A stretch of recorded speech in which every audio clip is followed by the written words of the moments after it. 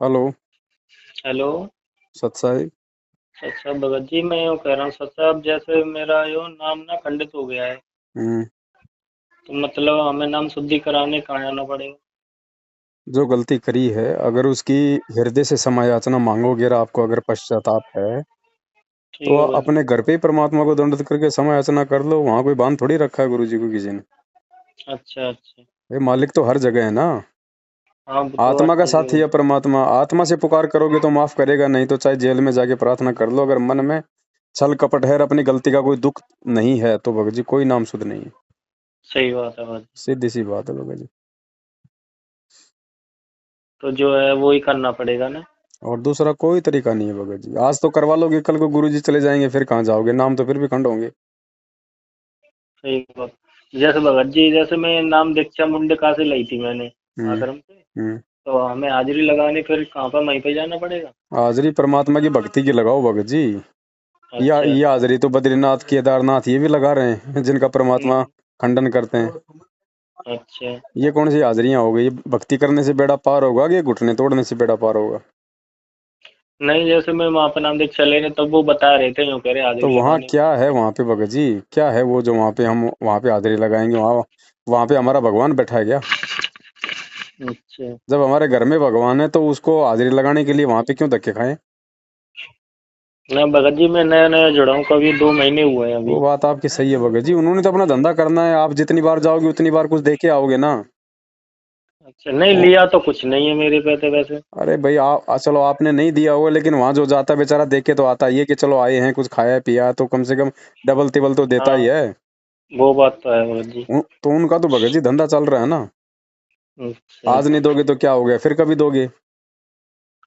हाँ, सही बात है भगत जी। भाई अगर वैसे वहीं भगत अगर जी। परमात्मा है, वहीं जाने से हाजिरी लगेगी, तो फिर हम्म। मुझे ये बताओ, या तो फिर गुरु जी जेल में बैठे हैं, या तो जेल में हाजिरी लगाओ जाके गुरु जी के पास। और अगर मुंडका अच्छा। में हाजिरी लगाने से भगवान मिल रहा है, तो वो भगवान तो आपके घर पे भी बैठा है फिर। सही बात है भगत जी। वो तो ना घर का ना घाट का, धोबी के कुत्ते वाला स्थान है वो तो। हम्म।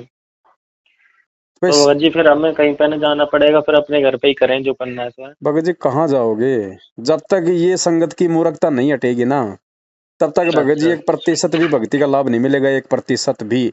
जो व्यक्ति गुरु जी को अपने से दूर समझ रहा है ना, वो व्यक्ति इस भक्ति में से लाभ उठा ही नहीं सकता। अच्छा भगत जी। परमात्मा ने स्पष्ट कह दिया, मोको कहाँ ढूंढे रे बंदे, मैं तो तेरे पास में। ये वाणियां झूठी नहीं है। सही बात है भगत जी। कहाँ ढूंढोगे परमात्मा को? इसका मतलब हम घर पे गुरु जी को मानते ही नहीं है, फिर गले में क्यों लॉकेट लटका के रखते हैं? क्यों फिर घर में हमने फोटो लगा रखी है? फिर क्या दीवारों के सामने दीपक करते हैं, आरती करते हैं, मंत्र करते हैं, जब हमें इतना विश्वास नहीं कि गुरु जी मेरे घर पे नहीं है? फायदा क्या हुआ फिर भ- उस भक्ति का भगत जी? जैसे भगत जी, हमारी एक तस्वीर है, जैसे जो संत रामपाल जी महाराज जी की है, वो तस्वीर एक अलग है, 3 फोटो वाली। सिर्फ अपने गुरुदेव की फोटो रखो, अगर ज्ञान समझ में आ गया तो यही भगवान है, यही गुरु है, यही संत है, सब कुछ यही है। अच्छा, और भगत जी वैसे को दाढ़ी मूछ वाले हुए हैं, घी उनकी लगा फोटो के भी है? सवा कर दो या बहते हुए पानी में उसको जल प्रवाह कर दो, कोई काम की नहीं हमारी वो फोटो। वो फोटो अच्छा अगर मत। आपको सत्संग सुना सकती है तो उसको पूजो। अच्छा। वो फोटो अगर आपका नाम शुद्ध कर दे, आपको आशीर्वाद दे दे, तो उस फोटो को पूजो। नहीं तो उसको ना ना। उठा के कहीं भगत जी बहते हुए पानी में जल प्रवाह कर दो, नहीं तो घी लगा के सवा कर दो। जिंदा संत को पूजने से लाभ होगा, जीवित संत को। मुर्दों को पूजने से लाभ नहीं होगा। हमारे लिए फोटो मुर्दा है, मुर्दा। तो वो तो मतलब परमात्मा ने आप। खाली एक मुखौटा रखा कि भाई ये भगवान आया था पहले, हमें हम्म। समझाने के लिए। वरना लोग ये कहते कि जी कबीर जी कैसे थे, जरा दिखाओ। तो गुरु जी क्या बताएंगे? सही बात। तो वो तो केवल एक, क्योंकि गुरु जी को कोई भगवान मान नहीं सकता था उस समय जब उन्होंने ज्ञान प्रचार किया। जब आज ही गुरु जी को उसके भगत ही भगवान नहीं मान रहे, हम्म। तो भगत जी 1994 में जब परमात्मा ने ये ज्ञान शुरू किया और कबीर को भगवान बताया, उस समय यदि गुरु जी कहते थे कि मैं भगवान हूं, मैं कबीर हूं, तो कौन मानता? इसलिए परमात्मा ने मजबूरीवश उस फोटो का सहारा लिया कि भाई ये है कबीरदास जी। अरे 650 साल पहले कौन से कैमरे थे भाई? वो तो ओरिजिनल भी नहीं है। फोटो भी ओरिजिनल नहीं है। वो तो हाथ से सही बनाई बात। हुई है। और उसी को बिल्कुल। भगवान मान के हम पूज रहे हैं। तो भगत जी मंदिरों में जो मूर्ति लगा के पूज रहे हैं, जो ब्रह्मा विष्णु महेश की जो फोटो रख के पूज रहे हैं, उनमें और हमारे में क्या अंतर हो गया? सही बात है। अरे जब कह दिया भाई गुरुर ब्रह्मा गुरुर विष्णु गुरुर देवो महेश्वर है, गुरुर साक्षात पार ब्रह्म, तस्मै श्री गुरुवे नमः। तो गुरु के अलावा दूसरे की पूजा का विधान है ही नहीं इस भक्ति मार्ग में। ये तो हमारी मूर्खता भगत जी। गुरु जी नहीं कहेंगे कि मैं भगवान हूँ। ये फिर सही बात है ज्ञान भाई। किस लिए दिया फिर 27 साल से इतना? ये समझाने के लिए तो दिया कि नालायको भगवान की पहचान करो। वक्त गुरु को पूजने से बेड़ा पार होगा भगत जी, मुर्दों की फोटो पूजने से नहीं होगा। तो भगत जी फिर उस तस्वीर को क्या पानी में बहा दें? अब क्या करोगे उसका भगत जी? हमने पूजा तो करनी नहीं उसकी। ना ना तुम हमारे क्या बताओगे, हम काम तो की भगत देखो। जी? ना ना वो बात तो ठीक है, मगर भगत जी आप बता सकते हो कैसे क्या भगत जी करना हमने चाहिए तो फिर उस बता रखा तस्वीर है, को? 7 साल से बता रहे हैं। शंका समाधान पुस्तक मंगाओ, उसमें सारी बातें अच्छा। लिखी हुई है भगत जी। जिस घर में ये दाढ़ी मूंछ वाली कबीर जी की फोटो है, उस घर में भगत जी परमात्मा की भक्ति प्रवेश है ही नहीं। अच्छा। हाँ जी, ये मतलब ये पता होने के बाद कि गुरुजी भगवान है, गुरुजी परमात्मा है। अनजाने में तो पहले हम भी रखते थे, सभी रखते हैं भगत जी। सही लेकिन बात। जब ये पता चल जाए कि सतगुरु रामपाल जी भगवान ही कबीर परमात्मा है, उसके बाद उस घर को जो व्यक्ति अपने घर में या अपने दरबार में रखता है दाढ़ी मूंछ वाली फोटो को, वो घर नहीं भगत जी, वो शमशान घाट है। 1% लाभ नहीं मैं परमात्मा का। और यही कारण आज पूरी संगत दुखी है, जो देखा देखी में चल रही है। विचार सही भाई, बात ज्ञान है भगत जी। परमात्मा ने हमें दिया तो विचार कोई गधा थोड़ी करेगा, हम ही करेंगे ना। बिल्कुल। तो विचार करो, जब परमात्मा ने सत्संगों में कई बार कह दिया कि भाई ये काल्पनिक फोटो है, हाथ से बनाया हुआ चित्र है, उसके बाद भी हम नहीं मान रहे, नहीं जान रहे इन चीजों को। बताओ, एक तो सामने आम रखा है, एक आम की फोटो रखी है। समझदार आदमी आम की फोटो खाएगा, काम खाएगा? सही बात है, आम खाएगा तो वो। सामने जब वो तो गुरुजी क्या कर। स्वयं आ रहे हैं भाई, भाई भगवान के रूप में, तो वो भगत जी वो हम्म 650 साल पहले जिस रूप में परमात्मा आए थे, मान लेते हैं वो फोटो ओरिजिनल है, फिर भी उससे हम्म। हमारा क्या भला हो जाएगा? वो फोटो हमें हमें सत्संग सुना रही है क्या?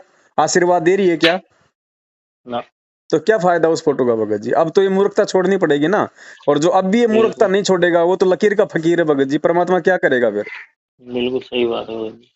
तो भगत जी ये मैनेजमेंट वाले हैं ना, ये खुद ये मतलब इनको मतलब बुद्धि का अकाल पड़ा हुआ है। और अच्छा। इनके पीछे जो रहेगा उनका भी वही हाल होगा भगत जी, जैसी संगत वैसी रंगत। सही बात है। तो भगत जी ये परमात्मा ने 7 संगतियां इसीलिए चलवाई हैं, इतने वीडियो बन गए, ये पुस्तक आ गई छप के। अब भी अगर कोई नहीं समझेगा तो परमात्मा आने वाले समय में रत्ती भर भी सहयोग नहीं करेगा, जब वो विनाश का समय आएगा। तो जब भगत आज जी ही वो भाई पुस्तक तो हमें ऑनलाइन करनी पड़ेगी है? भगत जी इसी व्हाट्सएप नंबर पे पूरा पता पिन कोड नंबर के साथ भेज दो, आपके घर पे डाक से आएगी। ठीक है भगत जी, ऐसे ही कर दूंगा। हो सत साहिब।